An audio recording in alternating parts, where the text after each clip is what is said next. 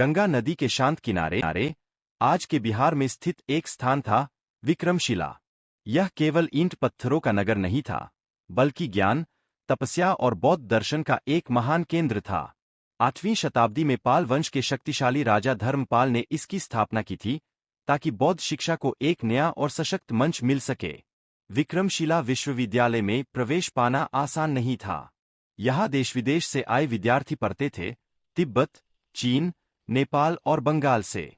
प्रवेश से पहले कठिन परीक्षा होती थी, जिसे द्वार पंडित लेते थे। केवल वही छात्र अंदर जा पाते थे जिनका ज्ञान और आचरण दोनों श्रेष्ठ होते। विश्वविद्यालय में सैकड़ों कक्ष थे। विशाल विहार, पुस्तकालय, ध्यान कक्ष और शिक्षकों के निवास, सब कुछ सुव्यवस्थित था। यहाँ प्रमुख रूप से वज्रयान बौद्ध दर्शन, तर्कशास्त्र, व्याकरण, चिकित्सा और ज्योतिष की शिक्षा दी जाती थी। सबसे प्रसिद्ध आचार्यों में आचार्य दीपंकर श्री ज्ञान अतिशा का नाम स्वर्ण अक्षरों में लिखा जाता है, जिन्होंने बाद में तिब्बत जाकर बौद्ध धर्म का प्रचार किया। प्रतिदिन सुबह घंटियों की ध्वनि से परिसर जाग उठता। छात्र ध्यान में बैठते, फिर शास्त्रार्थ होता। खुले प्रांगण में गुरु और शिष्य के बीच तर्क वितर्क चलता। ज्ञान यहाँ केवल पुस्तकों तक सीमित नहीं था, बल्कि जीवन जीने की कला सिखाई जाती थी।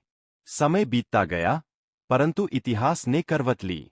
12वीं शताब्दी में विदेशी आक्रमणों ने इस स्वर्ण युग को धूमिल कर दिया। आक्रमणकारी बख्तियार खिलजी के हमले में विक्रमशिला का अधिकांश भाग नष्ट हो गया। पुस्तकालय जल गए, गुरु बिखर गए और ज्ञान का वह दीपक बुझता सा प्रतीत हुआ। लेकिन वास्तव में विक्रमशिला कभी नष्ट नहीं हुआ।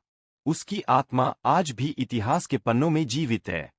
आज जब हम उसके खंडहर देखते हैं, तो वे हमें याद दिलाते हैं कि भारत कभी विश्वगुरु था, जहां ज्ञान की पूजा होती थी।